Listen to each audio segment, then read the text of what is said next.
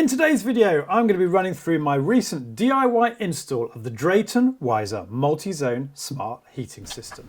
I'll be going through the challenges you'll face with a DIY install like this. I'll be talking about how Wiser Heat compares price-wise with the other systems available on the market. And I'll be explaining why in a short period of time this has already revolutionised the way I heat my house.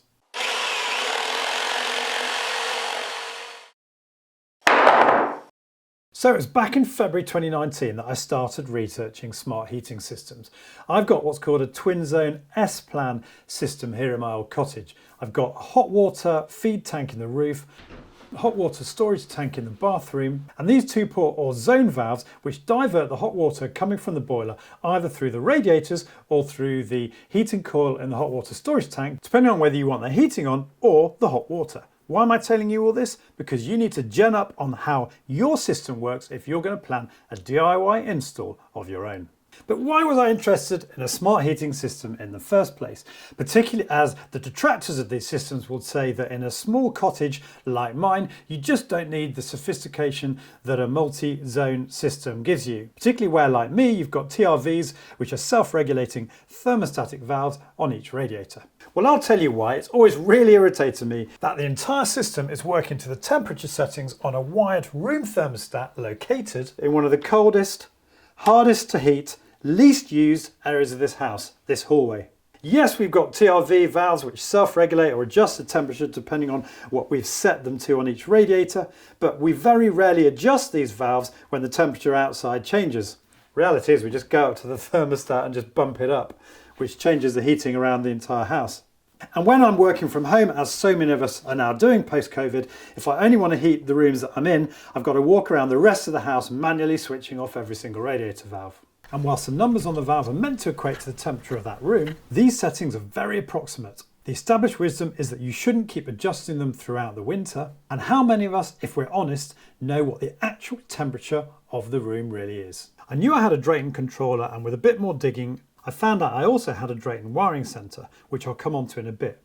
So looking at the Drayton Wiser system was an obvious choice, and I was particularly intrigued by the possibility of installing this myself, something I wouldn't have been able to do if I'd bought, say, the market-leading Honeywell Evo Home, which back in February 2019, Honeywell confirmed to me definitely was not a DIY install and would have involved disconnecting all my existing heating controls and rewiring to the Honeywell configuration. So you can imagine my response when I got contacted out of the blue recently by Drayton to ask me if I wanted to try out the Drayton Wiser system. I've been fortunate in receiving almost all of today's kit free of charge, but as usual I'm not being paid to do this video because I wanted to retain complete editorial control and otherwise keep this video as impartial as possible. So what is Wiser Heat? Well, it's a multi-zone smart heating control system. You've got a hub with two antennas inside. First antenna communicates with your Wi-Fi network for initial setup and to enable remote access to your heating system when you're away from home. The second antenna communicates with your smart room thermostat and smart radiator valves via what is basically a closed Zigbee mesh network. Now, by closed, I mean it can't communicate with other Zigbee devices in your home. Talking to home automation experts in my day job, I can vouch for the fact that Zigbee networks are one of the most robust around. With the Zigbee mesh network, the signal doesn't spike out from the hub to all the connected devices like it would with your Wi-Fi network. Instead, the signal is spread in a mesh-like pattern across all your devices. The important thing is that if your Wi-Fi goes down, your heating system doesn't, because the mesh network operates independently of your Wi-Fi. The hub communicates with the smart room thermostat, which you typically place in the room you use most often. And unlike a traditional room thermostat, this thermostat will only control the heating in the room it's assigned to. Assuming, of course, all of the other radiators around the house are fitted with smart valves. Because without those smart valves, when the boiler sends heating to this room, it will, of course, flow around all the other radiators in the house. Why do you need one of these room thermostats? Well, it's a great way to get started if you haven't got the budget to start rolling out smart valves on all your radiators. But it's also a more accurate way of measuring room temperature, which in respect of the valves measuring the room temperature, it can only be an estimate because they're located so close to the heat source. Or dare I say it, against badly insulated walls or areas of poor air circulation. And finally, it's equipped with a humidity sensor. And any of you who've watched my recent video on tackling household mold and condensation, a link to which is coming up on screen now, will know just how important this is. The hub also communicates with each radiator thermostat, and that means you can set different temperatures in every room of your house, adding up to 16 rooms or 32 devices in total. This is an important difference to, say, the Google Nest, which only controls the boiler, not the radiators in each individual room. So separate heating zones in a house with Google Nest would require separate plumbing. And finally, we've got the Wiser smart plugs. You should think of these as range extenders for the Zigbee heating network, not range extenders for your Wi-Fi network. But they also give you the ability to plug in devices which you can then switch on and off remotely. You can even set individual schedules for these devices, which is very cool indeed, as I'll come on to in a bit. So there are 3 available systems: Kit 1 for one-channel combi boiler systems, Kit 2 for homes like mine with a conventional boiler, a single heating zone and separate hot water tank, and Kit 3 for combi or conventional boilers with 2 heating zones and separate hot water tank. Drayton also offer a multi-room option for these 3 kits, which is a fancy way of saying they've thrown in 2 radiator thermostats into each kit. So how do you convert your existing system to Wiser Heat? The first point to make is that if, like here in my hallway, where the old wired room thermostat was, you have traditional valves on most of your radiators rather than these thermostatic valves, you'll need to replace your existing valve bodies with the TRV equivalent, and I'll show you later on how I did that on this particular valve. The switchover is pretty simple for anyone with an existing Drayton system. Even if you don't have a Drayton system, installation should be reasonably straightforward if you've got an industry standard wall or back plate and a standard wiring centre. Wiring instructions are available on request. I'll post a link in the description by this video, and they were particularly helpful in my case, as I'll come on to in a bit. However, if the electrician who installed your system used his own bespoke box and didn't properly label up the terminal rail, it'll be much harder for you to identify which wires relate to the room thermostat, the controller, the zone valves, and the hot water tank thermostat. And in this situation, you'll probably need to get an electrician involved. So if you've got an existing Drayton system like me, or an industry standard backplate behind your controller and a standard wiring centre, the main issue you've got to get around is what to do with your existing wired or wireless room thermostat. You have to remove or take out of action your existing room thermostat, because the way the Drayton system works is you cannot have another switching device on the system. The switching is done in the hub itself. So you've got 3 options available to you on this. Option 1 is the simplest, safest option for us DIYers.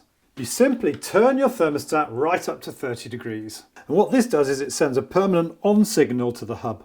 The upside of this obviously is that no rewiring is required. But the downside is, whilst this is fine in your own home, if you're running a rental property, anyone could just fiddle around with that thermostat. And secondly, it's not a very elegant solution because you've left your old thermostat on the wall. Option 2, with the power off, obviously, you connect the 2 switch wires together inside the room thermostat. The upside of this is that you haven't had to fiddle around inside the wiring centre, but the downside is, again, you've still left your thermostat on the wall. Option 3 is to make some minor alterations in the wiring centre itself. Now, this is by far the most preferable solution, because by removing these 2 switch wires, and I think in the case of wireless thermostats you've also got a permanent live to remove, and of course the neutral, by removing all these wires from the wiring centre you can then completely disconnect this room thermostat. But does Part P of the building regulations permit us DIYers to carry out these changes? As I understand it, these works don't require certification under Part P because we're not installing a new circuit, unless the wiring centre is located in a special location like a bathroom, where alterations or additions to existing circuits are notifiable. But please, electricians out there, do let us know in the comment section below if you agree with this. Either way, you've got to completely familiarise yourself with the wiring in your heating system before carrying out any work. And I was fortunate that my electrician had followed the standard Drayton wiring configuration, which is also explained in the back of the wiring centre itself. So I could be 99% confident that terminals 2 and 3 housed the switch wires that you saw a moment ago down at the room thermostat. Something I was able to double check once the power was safely switched off in the consumer unit by linking the 2 switch wires together with a Wago connector and then running a continuity tester through those wires, both with them connected and then disconnected from the Wago. But going back to that point about familiarising yourself with your wiring system, I couldn't for the life of me work out where the neutral from the room thermostat was in the wiring centre. And finally, by looking in the cupboard behind the thermostat, I realised my electrician had instead sent it directly to the consumer unit. So if you're at all unsure about what you're doing, please, please, please get an electrician involved. The instructions that come with the hub do contain connection charts, but none of them were appropriate for my system. So I emailed Drayton telling them what heating system I had, and they sent me this wiring conversion diagram for my system, which points to the removal of the thermostat live in and out switch wires and neutral, and the addition of a link between terminals 3 and 4. With the mains power safely off, I removed the thermostat wires and added the link. A quick tip here from Drayton: you can, as an alternative, add the link wire between terminals 2 and 3, assuming of course you have the same wiring system as I do. That way, if you ever have to convert the system back, for example if you're leaving a rental property, it's easier to identify which terminals you originally removed the switch wires from. Finally, if like me it's not immediately convenient to strip out and remove the now redundant switch wires, you can make them safe in the wiring centre by connecting them to empty terminals in the terminal block, in my case terminals 1 and 16, just to stop them connecting with anything accidentally when you put the lid back on the wiring centre. And by this point I've also completely removed the neutral wire that went between the room thermostat and the consumer unit. So with all the prep work complete, it was time to move on to the installation of the hub, room thermostat, 14 radiator thermostats and smart plugs. Drayton supplied me with 2 smart plugs, and I bought an additional 2 because I was unsure about whether the hub would be able to communicate around the entire house with all its thick Victorian walls. So let's have a quick look at my house layout, because I'm sure a lot of you will be also worried about connectivity. The hub will replace the existing controller in a cupboard under the stairs on the ground floor. There are some pretty thick walls, including this one immediately in front of the hub in the cupboard itself, and with a typical Victorian ceiling construction, joists, wooden floorboards above, lath and plaster ceiling below, it was going to be interesting to see how the hub communicated with all the radiator valves around the house. Don't forget, your hub has to communicate with your Wi-Fi router, so you need to check there's decent Wi-Fi coverage where it's going. Fortunately, I've got decent Wi-Fi coverage here by means of the 3 Unify wireless access points I've fitted. The new room thermostat would be located here in the lounge, and unlike traditional heating systems where it's not recommended to have a TRV in the same room as the room thermostat because the two can conflict, this doesn't happen with one of these smart hubs because it will simply ignore the radiator thermostat in the room where you've got a room thermostat. And you can see here the layout of all my other radiators, all the valves for which will be converted to smart valves, except for these 2 valves in the bathroom, which are being left as uncapped traditional radiator valves. Drayton recommend you leave at least 1 radiator valve uncapped or off the smart radiator system, as a lot of boilers have pump overruns to evacuate water out of the heat exchanger. And having uncapped radiator valves means there is somewhere for that water to flow, thereby dissipating heat out of the system. And by putting these in the bathroom, you've got the added benefit of keeping your towels nice and dry. Because even if you only call for heating in 2 of the rooms in your new smart zone system, water will always flow through those 2 uncapped valves. With the mains electricity switched off, removing the old Drayton controller was straightforward. You can see the 2 back plates are identical. There's no need for me to replace that. But if your controller isn't a Drayton, it might be an idea to check the wiring diagram for your product against the wiring diagrams provided in the instructions, to compare terminals, and if necessary, change the wiring of the wall plate to suit. And then it was time to fit the Wiser heat hub onto the wall plate, tighten the securing screws, switch the electricity back on, and download the Drayton Wiser heat app. Setting up the app was straightforward, simply a question of following the on-screen instructions from selecting the hub, pressing the setup button on the hub to initiate the setup sequence, inputting the boiler and fuel type, connecting the hub to my home Wi-Fi network, and registering my Drayton cloud account, which, by the way, is a free service. The final step was to input my home address, as this helps with the Eco Smart feature that I'll come on to in a bit. And with all that done, setup was complete.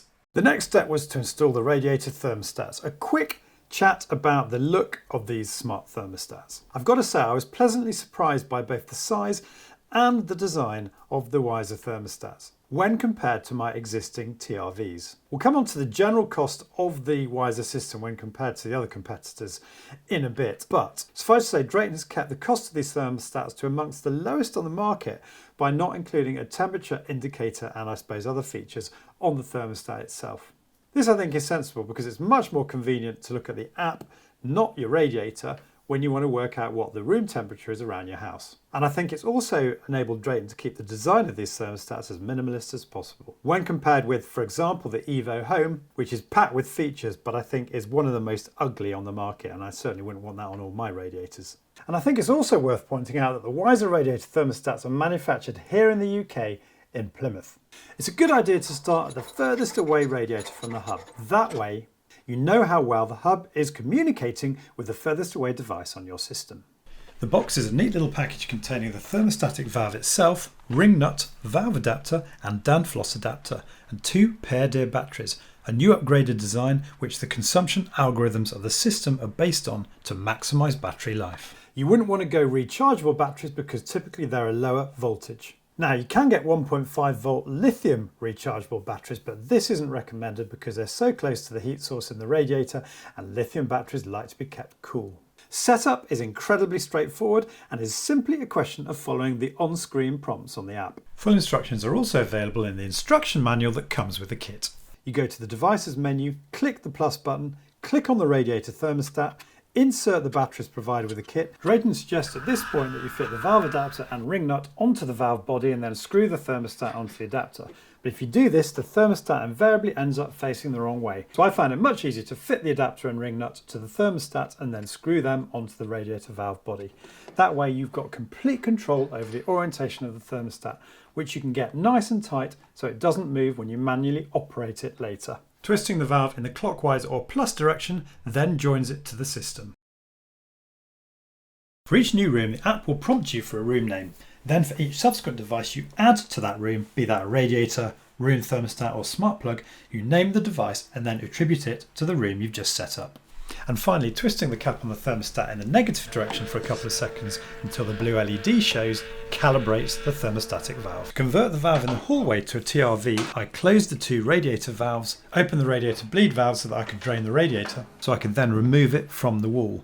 And after draining some water from one of the drain off valves to release some pressure from the system, I quickly replaced the old valve for a spare TRV I had lying around. I rigged up a hose pipe to the new valve so that any residual pressure in the system would just flow through the valve rather than squirting everywhere until the valve was securely bolted to the heating pipe, at which point it could be closed off before reattaching to the radiator. Once reattached, I refilled the radiator and repressurised the system. So that's a bit of DIY plumbing, but to see a true pro at work, I massively recommend you check out my mate Jimmy's channel. If you want to learn anything more about plumbing, pop over to my channel if you like as well, Plumber Parts on YouTube. Charlie, good luck mate. Give me a call if you need any help, bruv. Love you. See you soon. Mwah! So with all 14 radiator thermostats successfully paired with the hub, how was connectivity? Well, I'm pretty amazed to report that every single thermostat successfully paired with the hub, such that I didn't even need to install a single smart plug. I have used 3 of those smart plugs elsewhere for very good purposes, which I'll come on to in a minute. Now, in case you're wondering how long it took me to install this, what with all the filming and the short winter days, I phased it over 2 days, with the installation of the hub on day 1 and then all the radiator thermostats on day 2. And it's certainly okay to do this because on my 2-channel hub, you've got 2 override buttons. A 1-hour hot water override button during which the hot water temperature will be regulated by the cylinder thermostat or boiler, and a 2-hour heating override button during which time the boiler will self-regulate its temperature. Both overrides are activated by pressing and holding the respective button for 3 seconds, or deactivated by pressing the button again. And this kept the house warm and the hot water on for the first evening of the install. So following the initial setup, I had 14 radiator thermostats and a room thermostat allocated across 12 rooms of my house. Scrolling down the room schedule on the app can be a little daunting, particularly when you're used to your old controller scheduling the heating for all rooms simultaneously. But at this point, you really need to embrace and get your head around the fact that you can now schedule the heating individually in every room of the house. And the app is simple and intuitive to operate, so you'll get used to this pretty quickly. You can reorder the rooms so that those that you occupy most often are at the top of the list. Chances are you'll want some rooms to follow a similar schedule, so you can start on one room, add on or off points and adjust the room temperature in that room for a particular day. And then copy that day's schedule across other days or the entire rest of the week for that room.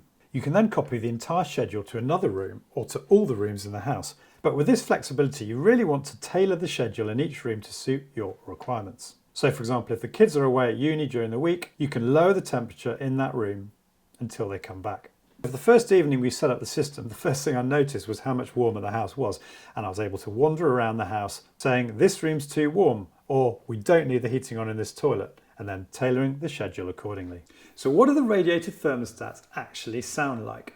Well, I would describe it as a very low, brief whirring noise. Very unobtrusive and actually quite cool when a schedule kicks in and you hear the radiators briefly whirring around the house. The radiator thermostats are basically on a polling cycle, so they effectively sleep most of the time and wake up once a minute to check for signals. So if I was to suddenly boost the heating in this bedroom right now, after a brief wait, you hear this noise. Battery life will depend on how you've set up your system, in short, how hard the thermostatic valves have to work to get to the temperature set points, but typically you should be looking at between 18 and 24 months for a pair of batteries. And you can check battery status in the device section of the app. Speaking of boosts, if you want a burst of heating outside one of the schedules you've set, there are multiple ways you can do it. Via the hub, as we've just seen, via the room thermostat, where you can also vary the boost duration, via the app for individual rooms as we just saw, where you can also alter the boost duration for each room or for the whole system for 1 hour, and via Google or Alexa voice command for individual rooms. OK Google, set the study thermostat to 20 degrees. Got it. Setting the study thermostat to 20 degrees. And finally, not forgetting the radiator thermostat, rotating the cap in the plus or negative direction will increase or decrease the ambient temperature in the room by 2 degrees Celsius for an hour. And any boost that you've set can be cancelled at the touch of a button. A quick chat about smart modes. We've got Eco, which takes into account outside temperature and learns how quickly the home warms up and cools down, so it doesn't needlessly turn on the heating early or keep it on too long. There's also Comfort mode, which ensures a set temperature is reached by the time the heating schedule kicks in. I have to confess I haven't really used this yet, but I can see the benefit of it if, for example, you're returning home from work and you want the temperature in the house to be at a set point when you walk through the door. And there's another feature which isn't in the smart modes, but I think it's pretty smart, so I'm going to include it here. By toggling open window detection, the thermostat will switch off if draft is detected. Because after all, we all know how annoying it is when we walk into a room of the house and the heat's puthering and the window's wide open. You've also got an away mode whereby you can configure how your heating system behaves when you leave the house. You either activate this manually in the app or automatically by means of geofencing. You set this up by downloading and registering with IFTTT from the Google or Apple App Store. You then need to connect the relevant geofencing applet so that when the last person's phone leaves the house, the away mode is automatically triggered.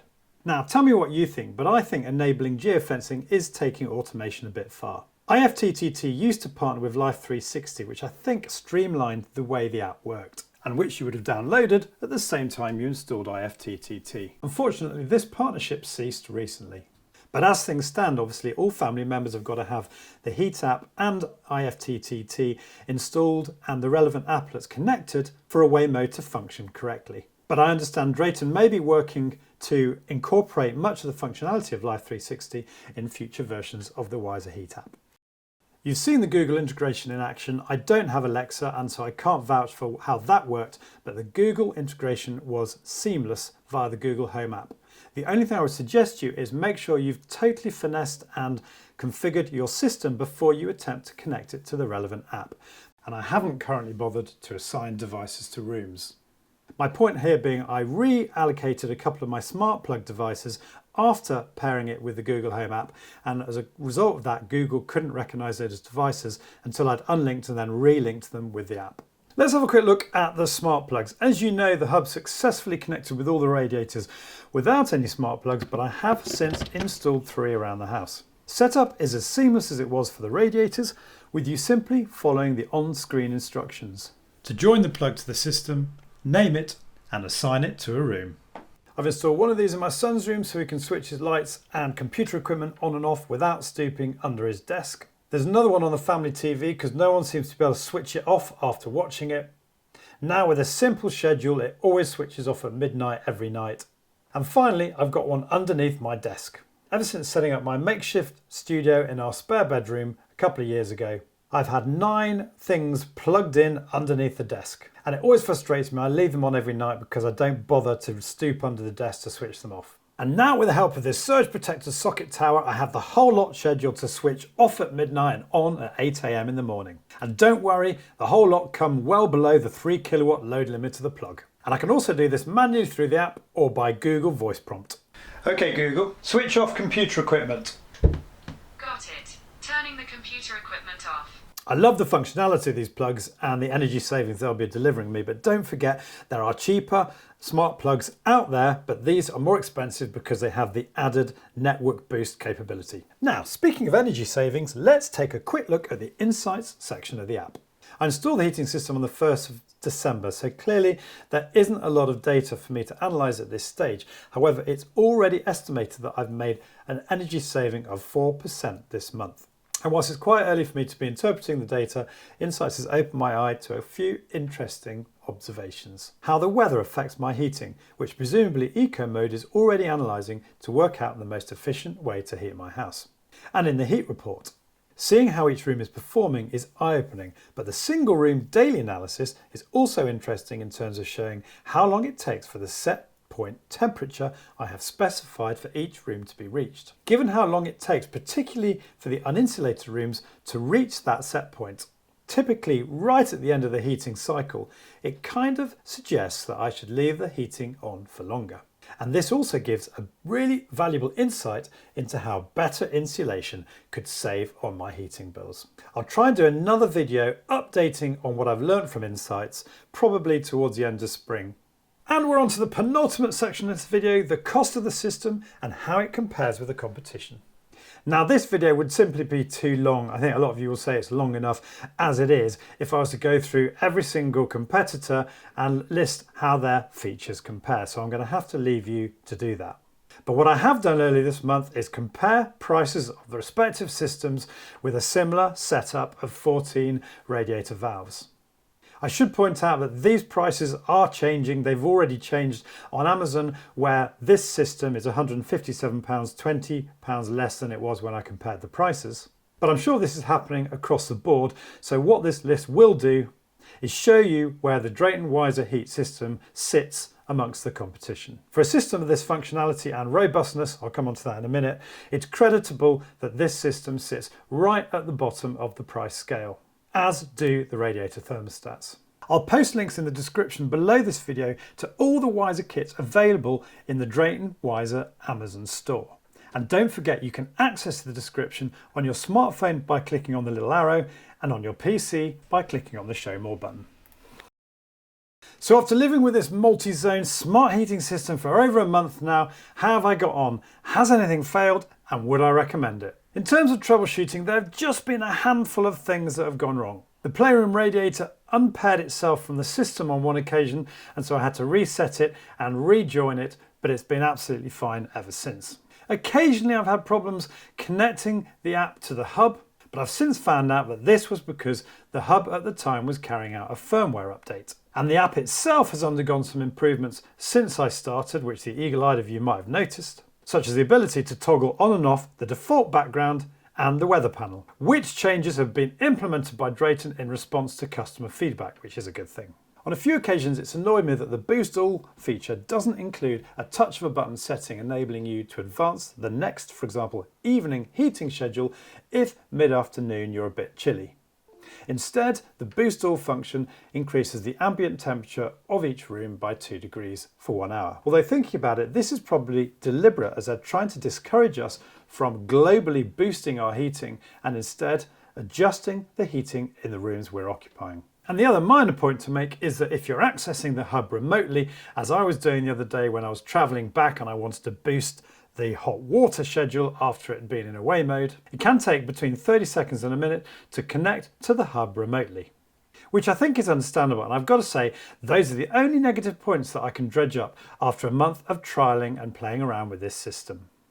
And those of you who have watched recent reviews like my Vax Platinum Power comparison with George know that I don't shirk from listing disappointing features of products should there be some. So finally, would I recommend this system to you? Well, obviously for me, it's a big fat yes. I've got to say this has been a killer of a video to put together, but I'm glad I went through the install and the weeks of editing to bring this video to you today. Because I've now got a very cool bit of kit which will, I think, revolutionise the heating in this cottage and deliver cost savings for years to come. I think the hardware is robust, well made, and the price point compared to the competition does make this system a very enticing prospect. But I appreciate that over £700 is a lot of money to spend in the current hard times we're faced with. But do let me know what you think in the comments section below, particularly if you've got an alternative system that you've had very good experiences with, because this will provide very valuable resource for anyone seeking to install their own system after watching this video. So that's it for today. If you found this video useful, it'd be great if you could give it the thumbs up below. And if you're new to my channel, as I always say, it would mean so much to me to have you subscribe. You can do that by clicking on the link here. And if you do, don't forget to click on the bell notification icon so that you get notified of all my future uploads. See you soon.